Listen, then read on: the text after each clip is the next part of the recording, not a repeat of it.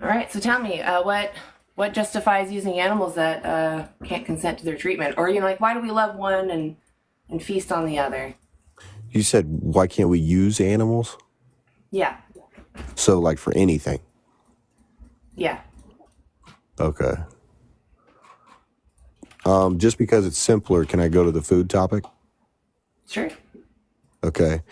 I just got done watching a video of a polar bear tearing the skin off of a seal while the seal was still alive. Okay.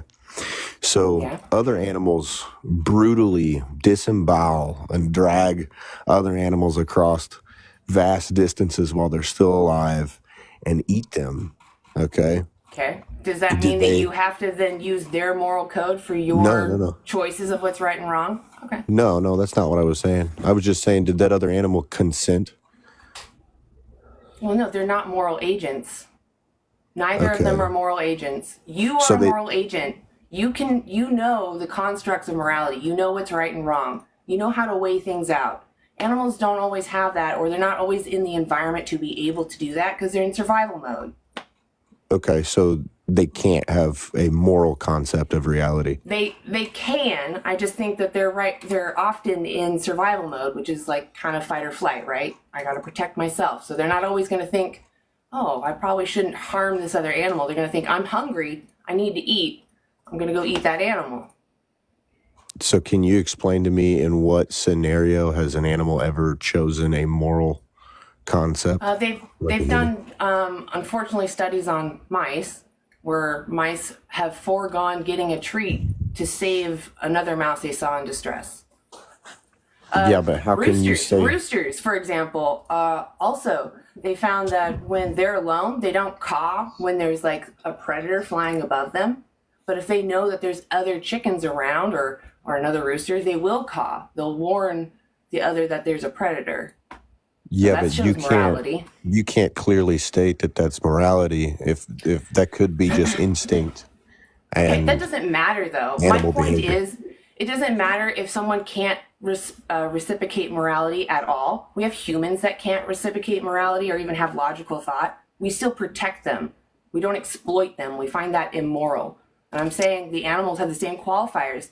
They're a subject experiencing the world, and they have preferences. And most often we find those preferences involve living and not feeling suffering.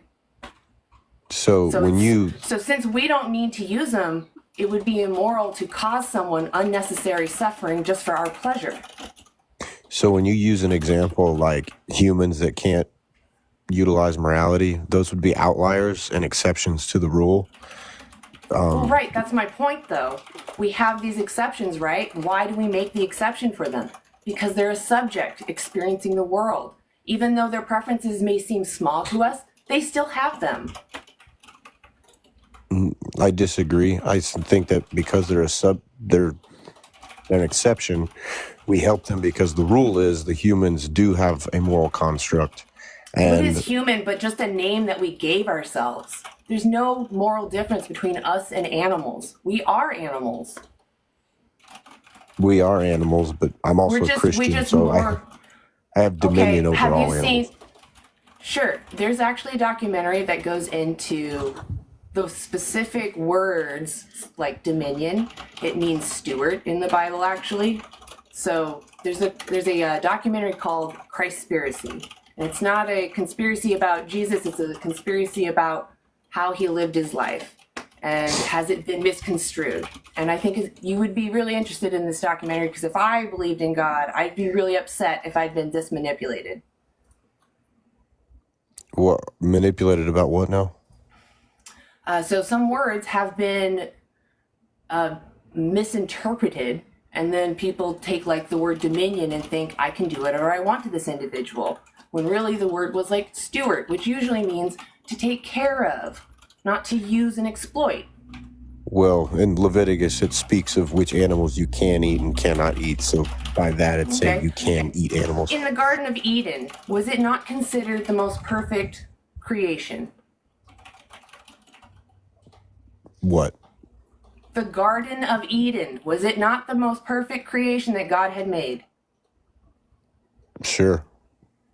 This is your religion. What do you mean, sure? I mean, but you don't know necessarily what the Garden of Eden was during that time. It says Gardens in could be there that you considered eat mountains. the fruits and the plants that come from seeds, the seed-bearing fruit, vegetables and stuff. Never said milk the cow. Never. There was no death in the Garden of Eden. That's fine, but we're not in the Garden of Eden anymore. So what happened for us to transition from the Garden of Eden to now? Was it sin? Was it the fall? So why are you trying to live like in the fall instead of living like God's perfect creation if truly your focus is your religion? Well, like I said, in Leviticus, he speaks of eating animals, so it is part of... See, you're referring to a time after the fall. Yeah, but okay, so if you're a Christian... So you're still saying, oh, he says it's okay, but I suggest you go watch The Christspiracy, okay? No, you're wrong, doesn't matter. Christianity means that you're a sinner. I don't care to argue with you about your religion. You can believe what you want. Let's say your God said that you can eat flesh. Do you have to eat flesh to be a Christian? Eating wouldn't have anything to do with your salvation. All right, so I can be vegan and Christian. I can be vegan and Christian. Yeah, so you're absolutely. making the choice to cause harm when you don't need to. And that's what I'm here to say. There's no reason for you to use animals. I understand your God says it's fine, but I'm also telling you these animals are sentient. They feel pain. They have preferences. Their preference is to live and not feel the blade of a knife in their throat or hands squeezing their udders or up their bum. Okay, then we can segue into like what is the importance of eating the animal? Why is that a part of the cycle? And it doesn't matter. I don't care to talk about that. I'm telling you right now, we have evidence that humans can thrive on a plant-based diet. There is no reason to use animals. That's it. That's it. There's no pretzel turning. You don't need to twist yourself up and get into details of everything. Once you know the why, you'll figure out the how on your own. I don't need to hold your hand and talk to you about all the little intricacies. I think eating animals is a part of the cycle. Do you think it's moral to use someone who cannot consent? It's not someone, it's something. Do you agree that they are having a subjective experience? I don't know. Okay, Anthony, you have a great day. I don't want to talk to people that are disingenuous. It's ridiculous. Animals are definitely sentient, which means they are experiencing the world and making preferences on things. If you can't accept that, then you don't accept science and you need to go educate yourself. I'm sorry. I'm not going to hold your hand. I'm just going to tell you the bare facts. That's all I can do. I'm not a professional. I want you to go look this stuff up. That's why I give you resources. So, I'm not your mom. I'm just here to tell you, you don't need to eat animals.